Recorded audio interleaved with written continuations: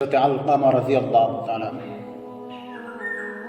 মওতের সময় মওত করিব এসে গেছে, কলিমা পড়তে চাচ্ছে কিন্তু কলিমা পড়তে পারতেছে না। সাহাবী, যে সাহাবী তো আল্লাহ নবী বলেন আমার একটা সাহাবী তার আর ন্যায়, যে আমার নবীকে ইমানের হালতের মাঝখানে দেখেছে আর ইমানের হালতের মাঝখানে মারা গেছে। পরাইত্য সাহাবী, ওদের জন্য তো জান্নাত ওয়াজিব হয়ে গেছে, জাহান্নামের আগুন ওদের জন্য হারাম হয়ে গেছে। ওই সাহাবী মওতের সময় মওত করিব এসে গেছে কিন্তু কলিমা পড়তে পারতেছে না। আসফুস সাদা আসফুস, ওই খবর জনাবে রাসূলুল্লাহ সাল্লাল্লাহু আলাইহি ওয়াসাল্লামের পানের মাঝখানে পৌঁছে গেল। হুজুর, আপনার সাহাবী হযরতে আলকামা মওতের সময় হয়ে গেছে, মওত করিব এসে গেছে কিন্তু কলিমা পড়তে চাচ্ছে কিন্তু কলিমা পড়তে পারতেছে না। আপনি যদি একটু দয়া কইরা মায়া কইরা যদি আপনি যাইতেন। আমার নবী ওই খবরটা শোনার সাথে সাথে হতে আলকামার কাছে হাজির। ভাই ও দোস্ত বুজুর্গ, নবী বলতেছেন, নবী কলিমা পড়াইতেছেন, পড়ানেওয়ালা নবী, পড়ানেওয়ালা সাহাবা, পড়ানেওয়ালা নবী, পড়ানেওয়ালা সাহাবা, তাও আলকামা কলিমা পড়তে পারতেছে না। এবার আমার নবী জিজ্ঞাসা করলেন, তার বাপ মার মাঝখানে কে জিন্দা আছে, তাকে একটু হাজির করো।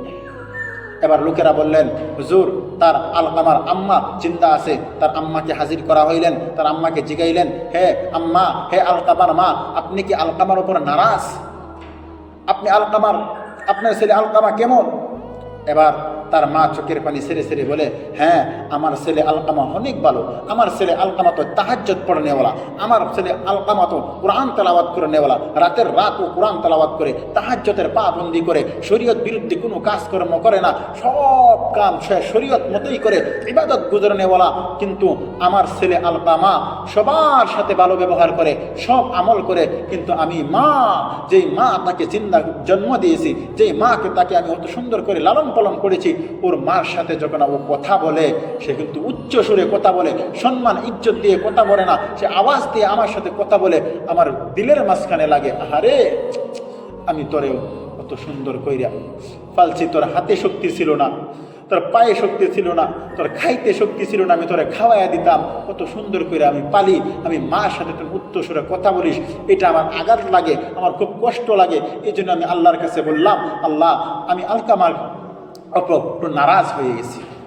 এবার আমার নবী বলেন, হে আলকামার মা, তুমি আলকামাকে মাফ করে দাও। তুমি কি মাফ করতে পারবে? বলে, না না আমি মাফ করতে পারবো না। এবার আমার নবী বলেন, তুমি মাফ করতে পারবে না? যদি আলকামাকে এখানে অনেক বড় আগুন জ্বালানো হয়, খড়ি দিয়ে আগুন জ্বালানো হয়, তেল পেট্রোল দিয়ে আগুন জ্বালানো হয়, আর ধাউ ধাউ করে আগুন জ্বলতে থাকে, ওই জ্বলন্ত আগুনের মাঝখানে যদি আলকামাকে ফেলিয়ে দিই তাহলে কি তুমি দেখতে পারবে? এবার মা চোখের পানি ছেড়ে বলে, না রাসূলুল্লাহ, আমি আমার সন্তানকে আগুনের মাঝখানে জ্বলতে দেখতে পারবো না।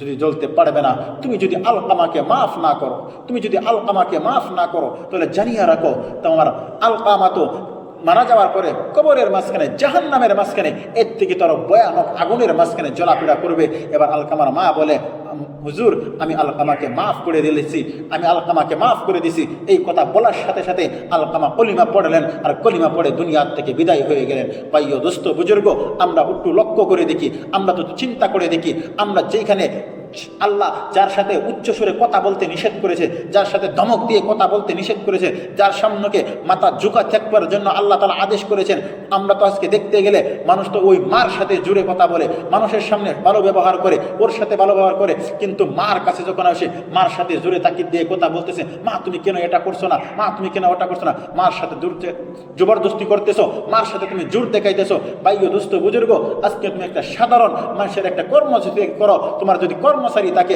তুমি যদি একজন আকার সামনে তোমাকে একজন মালিকে যদি টাকা দেয়, ওই মালিকের সামনে তুমি 10,000 মাসা 15,000 টাকা পাওয়ার জন্য ওই মালিকের সামনে তুমি মাথা ঝুঁকে করে থাকো, মালিকের সামনে উচ্চ সুরে কথা বলো না, তার কথার পা বন্দি করো, তাকে সম্মান ইজ্জত দাও। কিন্তু যেই বাবা মা তোমাকে পেলেছে, যেই বাবা মা তোমাকে লালন পালন করেছে, ওই বাবা মার তোমার ইজ্জত নাই, রিসপেক্ট নাই, আহারে কিরম আসফুস। আমার ভাইও দোস্ত বুজুর্গ, ওই মার সামনে যদি আমরা এমনভাবে ভালো ব্যবহার না করি, তাহলে জানিয়ে রাখো তোমার দুনিয়ার মাঝখানে তোমার কোনো ইবাদত কাম হবে না। সাহাবি হইয়াও সে কলিমা পড়তে পারতেছে না, কারণ কি? তার মার সাথে অল্প জোরে আওয়াজে কথা বলতো, ওটা আমার মার কলিজার মাঝখানে লেগে গেছে, আর মার দোয়া আল্লাহর আরশ পর্যন্ত পৌঁছে গেছে। ভাই ও দোস্ত বুজুর্গ, আমার অনুরোধ আপনাদের কাছে, আমরা যা কিছুই করি না কেন আমরা মা বাবার ভালোভাবে দেখভাল করবো।